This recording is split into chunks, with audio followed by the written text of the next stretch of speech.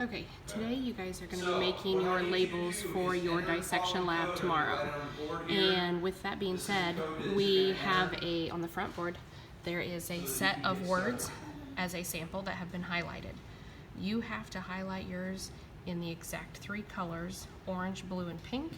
And you also need to make sure that you have the dots and dashes next to them. Notice next to cerebrum, there is a dash in pink. Also next to cerebellum and brainstem, those are longer dashes. Next to each of the lobes, there's a dot. I will explain what this means on Tuesday, but you need to highlight yours exactly as you see here with those exact colors. A sample of how a flag is made is beside this. Notice that the tape completely goes around the front and the back of the paper label. You should highlight before you cut them out. Make it easy on yourself. Also notice that the label is at the top of the toothpick, and it needs to be at the top of the toothpick so that if you accidentally break the toothpick off during the labeling part of the dissection, you've still got more toothpick left. All of the supplies that you're going to need to make each of your labels are going to be at the back of the room. Okay?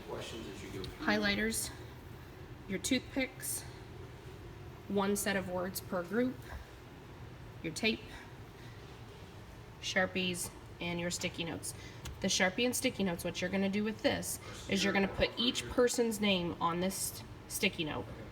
After you have that, you're going to put all of your labels in a sandwich bag, which will be on the back counter as well. Then you're going to take the sandwich bag of labels, your sticky note with each partner's name. You're going to come over to the cabinet that's actually labeled Design and Modeling. Open this up. Pull on the cord in the back to open it. You're going to take a dissection tray. They're sitting out like this because they were air drying, so you will need to have a tray, a blue rubber mat, and a clear lid.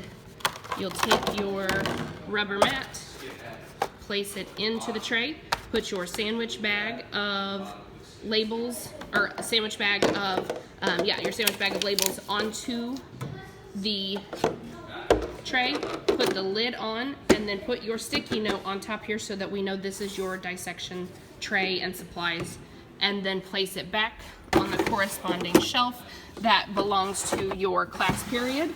Okay? First period, second period. Second period is responsible for closing the cabinet. First period, you can leave it open so that this cabinet is clear and able to be seen. Okay?